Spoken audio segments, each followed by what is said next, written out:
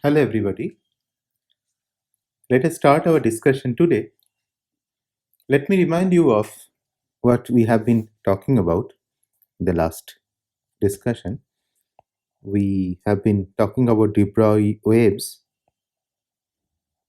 or the matter waves, which from the de Broglie hypothesis told us that any matter which has an energy E and a momentum P, there is an associated wave with angular frequency omega and wave number k. Alternatively, we can talk about in terms of the wavelength of the wave. We still do not know what is this wave of, but we did define a corresponding function which we call the wave function. This is the functional representation of the wave. We saw that this can be done in either the position space or in the momentum space.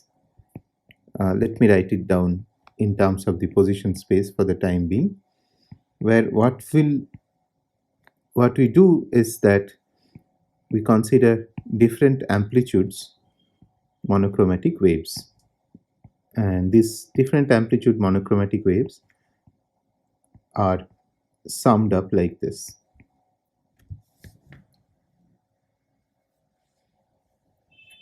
So this we also called a wave packet, and then we talked about the uncertainty relation,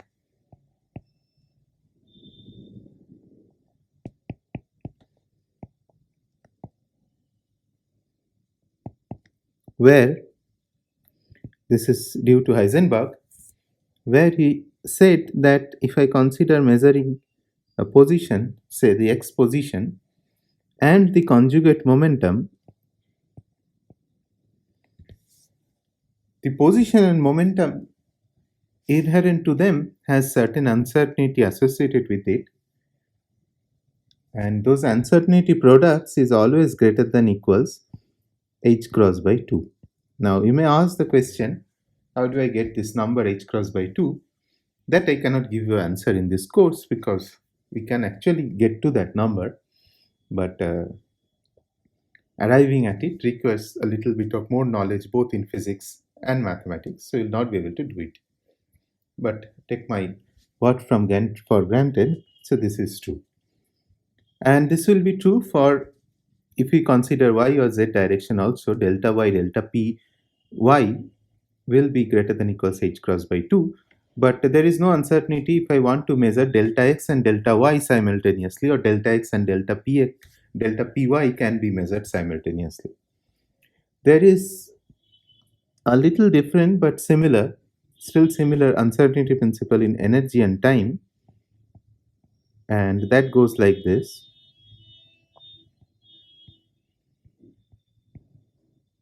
Now, the physical meaning of these two are different, but still I will just mention about this uncertainty principle, where again it tells you that if I tell you that the hydrogen atom is, say, in its ground state, which you know has 13 points minus 13.6 electron volt of energy, if I tell that energy very properly, I cannot tell you how long it will be in its ground state. So I will be able to tell you that it is at 13.6 plus minus zero point 0.1 electron volt of energy, and then I will associate it, will be able to associate with it how long it stays in its ground state. Just like position and momentum, we saw these uncertainties are inversely related. Now, after that, we are discussing the example of harmonic oscillator to understand what is happening here. So let me come back to the discussion, and from that we will see something very interesting works out. Well, let me also remind you that we understood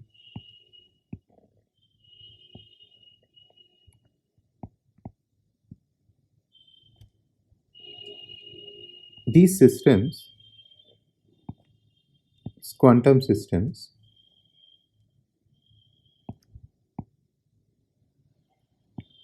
and what we said will behave like a quantum system.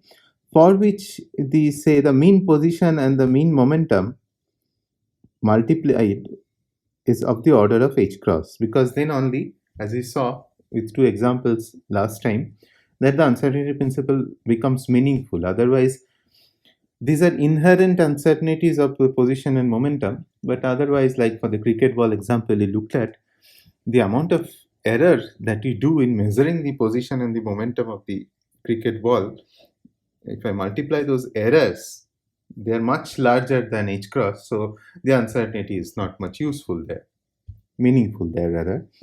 So for the quantum systems where their momentum and position product is of the order of h cross, for these systems, idea of solving for a trajectory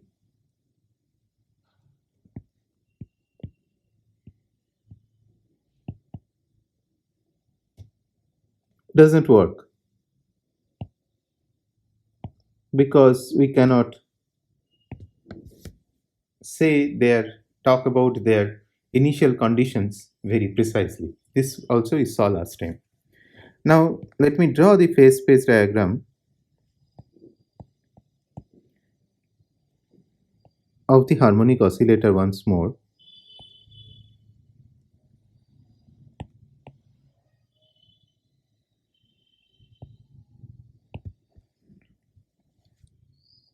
So as you remember, the phase space diagram for the harmonic oscillator, or the trajectory of the harmonic oscillator in phase space, is more like an ellipse. So let me draw,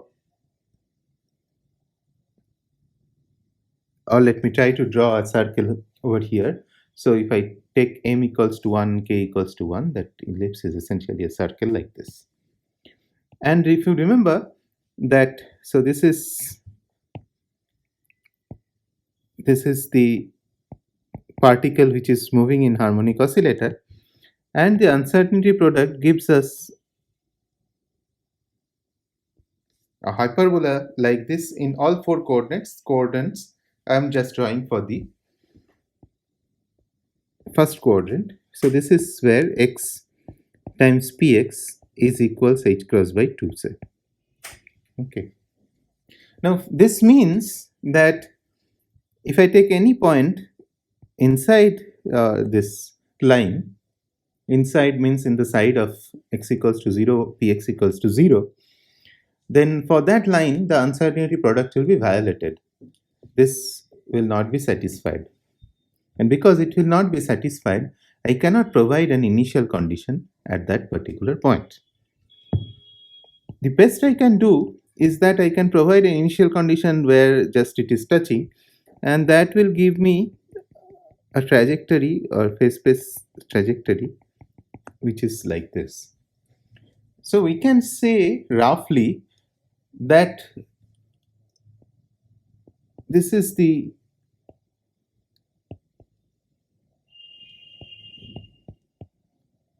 lowest means lowest radius phase space trajectory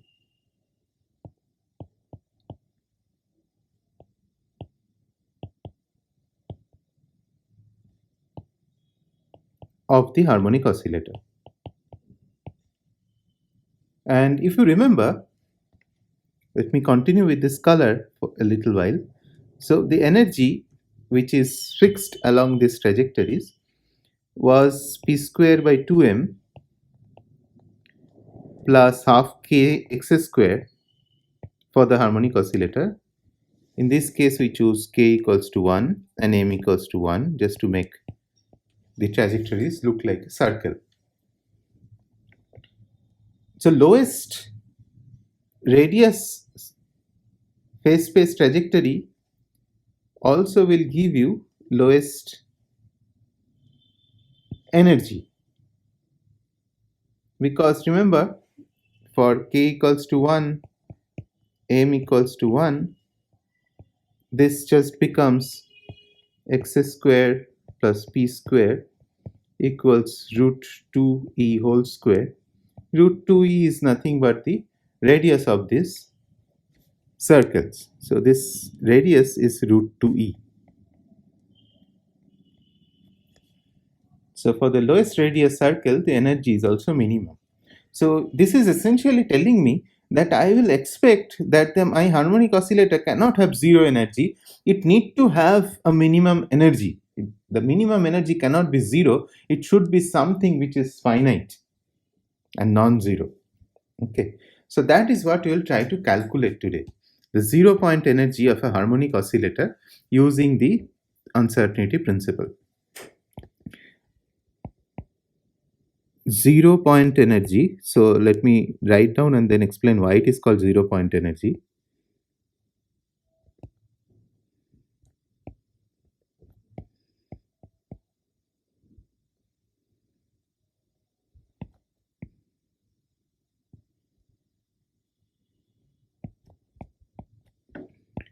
It's called 0 point energy because this is the energy that the harmonic oscillator will always have. So this, if I call E minimum, this is the minimum non-zero energy.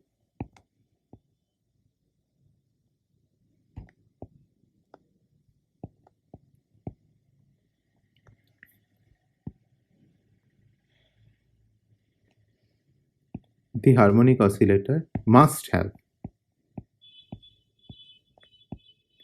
And this is coming directly from the uncertainty principle. So let's see how to calculate this. So I'll start by writing the Hamiltonian expression again. Hamiltonian is nothing but the energy. And let's use all k's and m's.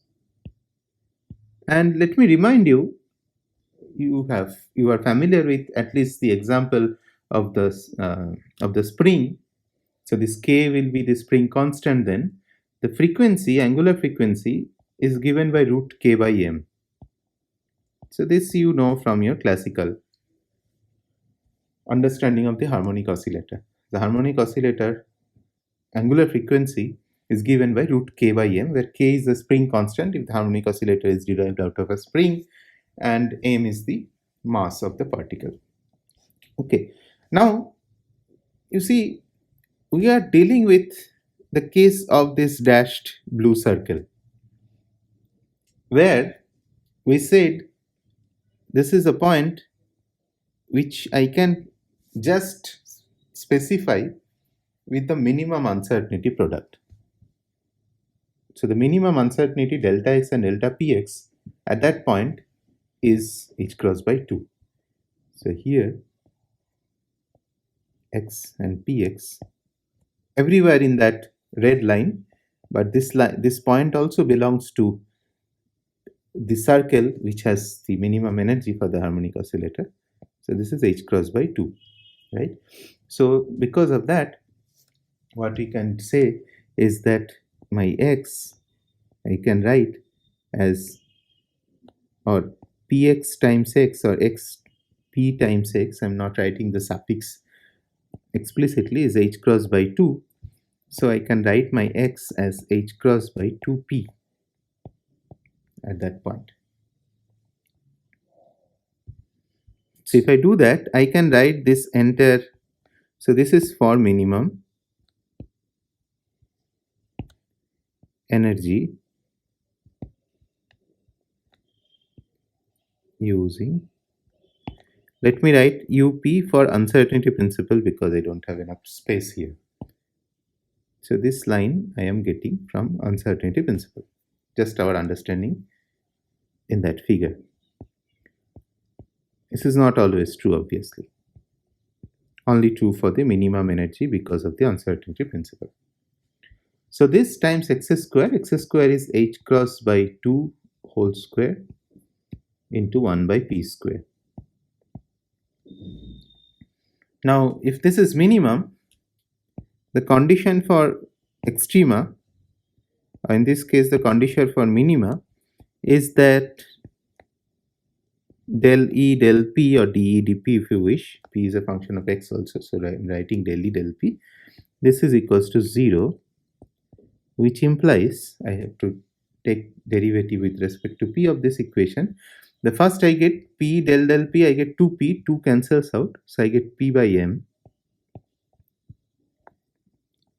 Second, I get half K h cross by 2, all these whole square, all these are just constants. 1 by p square, if I take a derivative, I get a minus 1 by p cube. 2, there is a 2 also. This equals to 0. So you see that I can write everything in terms of p to the power 4, p cube here and p in the numerator in the first term. So p to the power 4, I write say p square whole square equals, this 2.5 cancels out. I have h cross by 2. M and k goes together. So let me write this as root m by m times k, because I can then write whole square of this. Okay. Why I write p square whole square? Because I have to substitute there for p square. So this is just I am following the condition, the way you find the minima of a function. So this e in this particular case is a function of p only, and I'm trying to figure out for what p this function is a minimum. Basically what we are doing is, mathematically we are choosing the circle, we are trying to figure out what is this dotted circle, what is the radius of this dotted circle. We have many such circles, so we are combining the equation xpx equals h cross by 2 and the Hamiltonian for a harmonic oscillator to get to that. Okay, let's see where we are. So what is the E? It's p square. P square is square root of this, so I have to just write whatever there inside. So I get h cross by 2, and here I get root mk by 2m. This is the first term. The second term, p square is in the denominator now, which gives me h cross by 2 in the denominator from this, which cancels one h cross by 2. So I can just write that the other h cross by 2 outside. And then what do I get? I get k here and 2. Now root mk in the denominator. Okay. So if you do the math, so this will be the minimum energy of the harmonic oscillator, the minimum non-zero energy. So h cross by 2, and both of these quantities you see, I have in the first term root m in the numerator and m in the denominator, which makes it root k by m, and root k by m is nothing but the frequency of the harmonic oscillator. So this is half root k by m, or half omega. H cross by 2 I can take outside. Here also I have k in the numerator and root k in the denominator.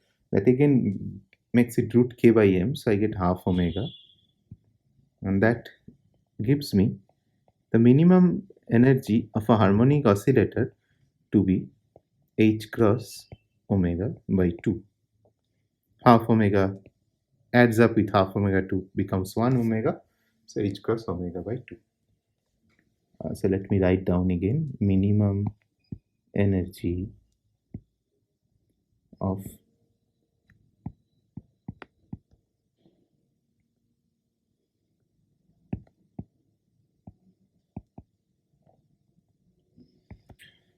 now this has two significance. One is that we have already stated that every quantum system, this we did for harmonic oscillator, but every quantum system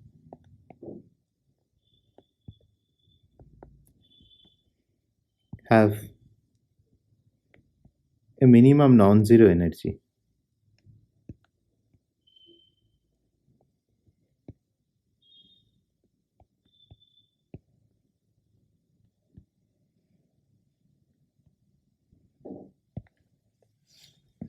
The second point is also very crucial.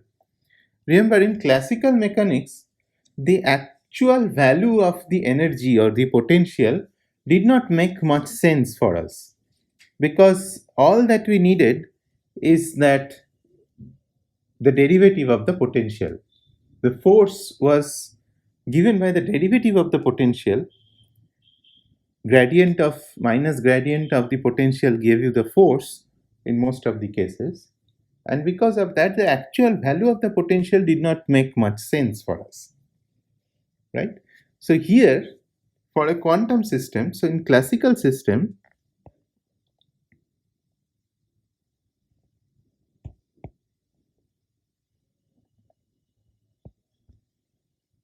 actual value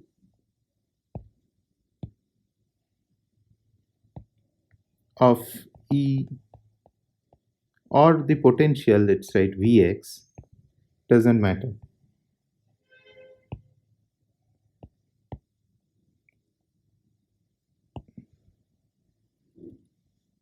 You can always add or subtract a number.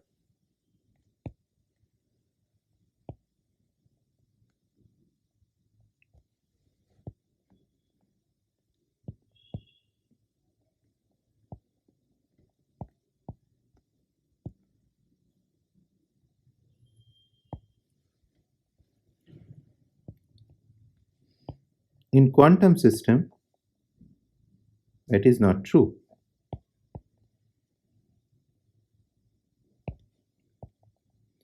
And that is precisely because this minimum non-zero energy, and this is also called the 0 point energy.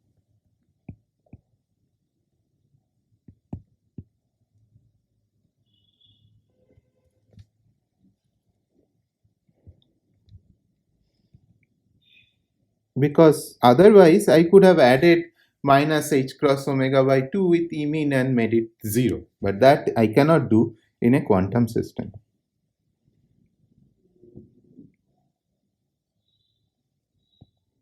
So actual value is important. And this was experimentally shown by what is known as Mossbauer effect. Unfortunately, again, we will not be able to talk about it much in this particular lecture, in this particular course. But nevertheless, just keep this in mind. Okay, so we see there are drastic changes that has happened to our understanding of the dynamics of a system. So we said that with every matter there is an associated wave. We called it matter wave. Broglie called it matter wave. We wrote a function for that wave. We called it wave function. Then came this uncertainty principle out of the fact that we wanted to localize the matter wave in both position and momentum, which means that we wanted to know where the particle is and what is the momentum of the particle. And it turns out that we can never know that both of these simultaneously. And that gave rise to these two more understanding from the uncertainty principle. We knew that every quantum system has a minimum non-zero energy. It cannot be zero. There's a minimum energy. We call it 0 point energy. We calculated it precisely what it is, what will it be for a harmonic oscillator example.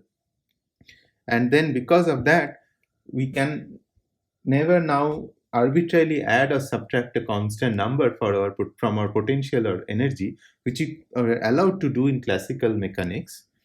Now the actual value of the potential or the energy has importance. Okay, so let us review where we are and what we want to do next. So let us review of our present standing.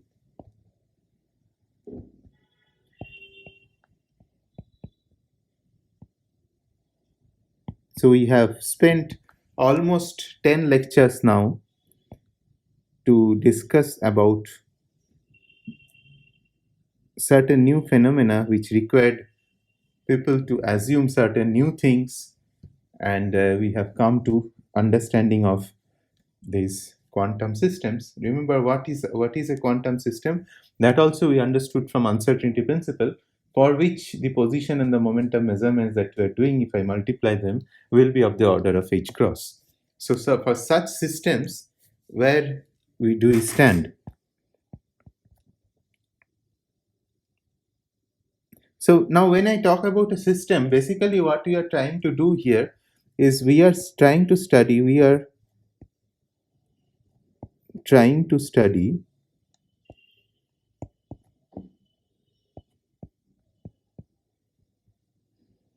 dynamics of single particle.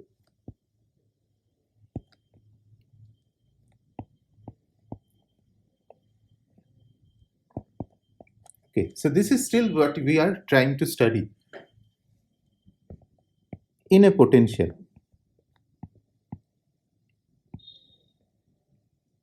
We still do not know what is the potential, but in general, for a given potential, we want to know the dynamics of the particle. Okay. In classical mechanics, we could have used, say, Hamilton's equations with known initial condition to study this. Okay.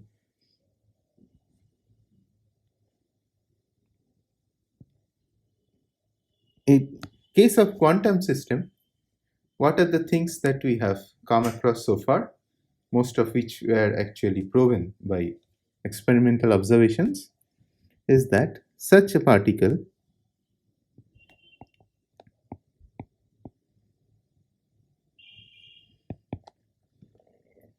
has an associated wave.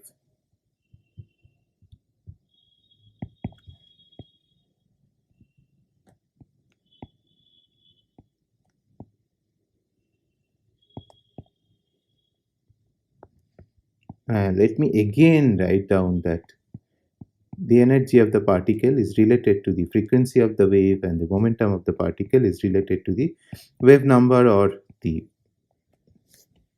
wavelength of the wave. So this is coming from the Broglie hypothesis, and as we have seen that Davishan, Garmer and Thomson has proven to be correct. Then we talked about to localize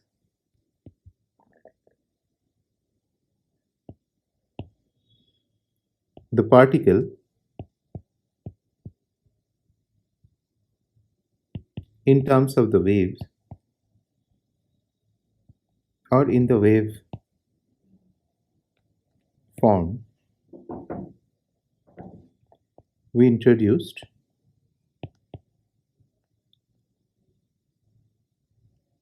wave packets.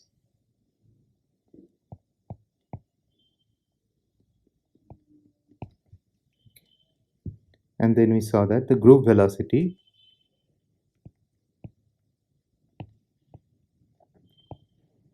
of the wave packet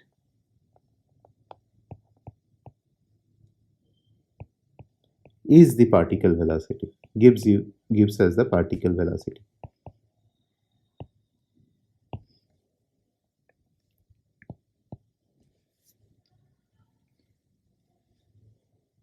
What else did we do? We introduced even before number 3, but let me write it here. We introduced functions of x and t, obviously, that reproduces the wave, that represents the wave.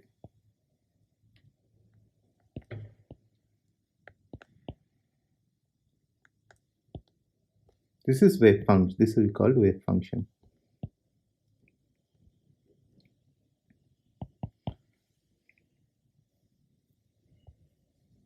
So let me write down the wave function once.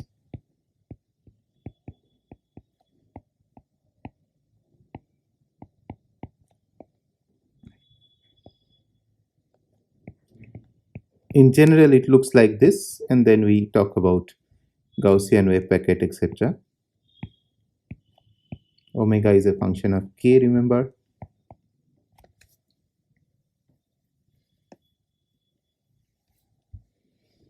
So remember, omega as a function of k, the functional dependence depends on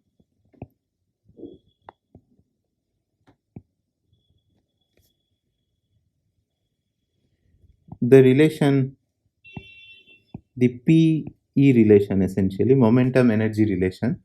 And as you know that the momentum energy relation indeed depends on what potential the particle is.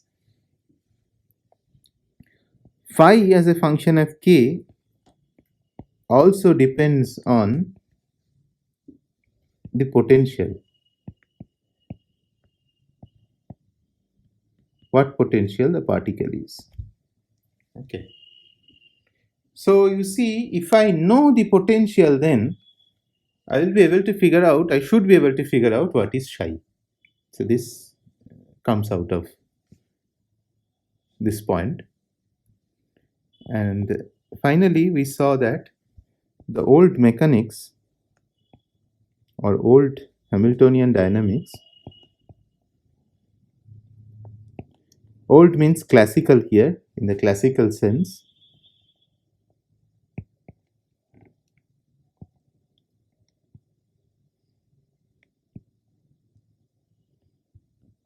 does not work.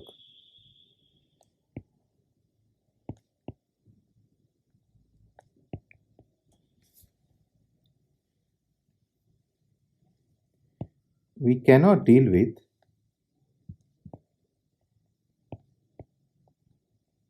or see the whole point of a dynamical calculation is to predict something, and in this case we cannot predict the future by dealing with particle trajectories.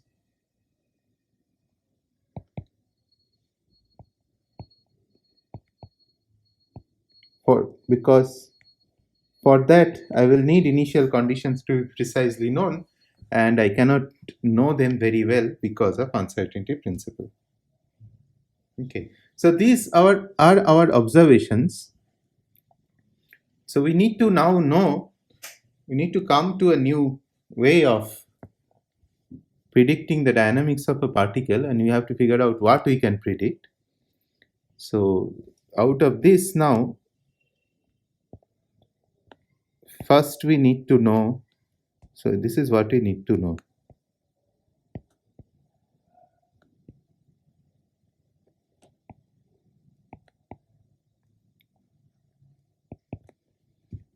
First is, what is the wave of?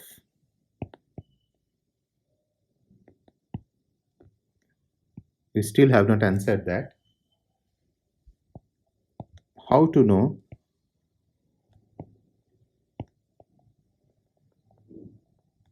psi? So how do I know the wave function?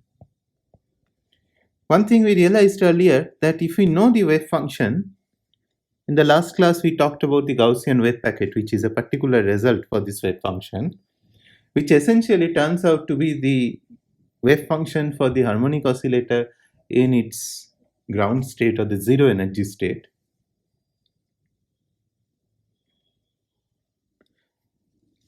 So we saw that for such a wave function, looking at the wave function, remember that this is a little bit diversion into the previous lecture. Wherever, so if I am plotting psi, the Gaussian wave packet here for a given time set equals to 0. Wherever the maxima is, that gives me x0. The spread is given by one parameter called sigma of the Gaussian wave packet. So the wave function has the information about the position of the particle. If you go to the momentum space, again you saw k0 over there, where the momentum space wave function is picked. So it has the information about the momentum of the particle. So once we know psi, we need to figure out how to extract information about the dynamical system out of psi. So how to extract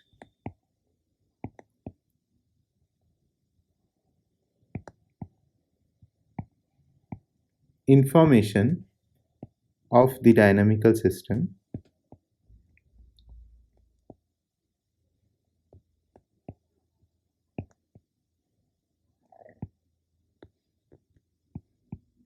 from Psi.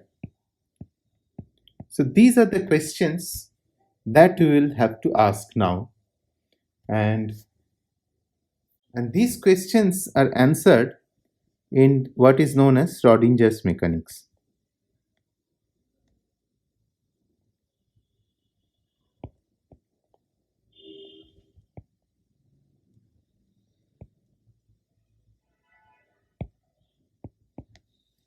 That is what we learn in the next part of the course. First, we will discuss a few of the mathematical concepts such that it becomes easier for us to learn about Schrodinger mechanics. And then we'll see some examples, which are very, very basic and easy examples, but still will give us an idea about how to deal with the dynamics of the particle, dynamics of the quantum particle.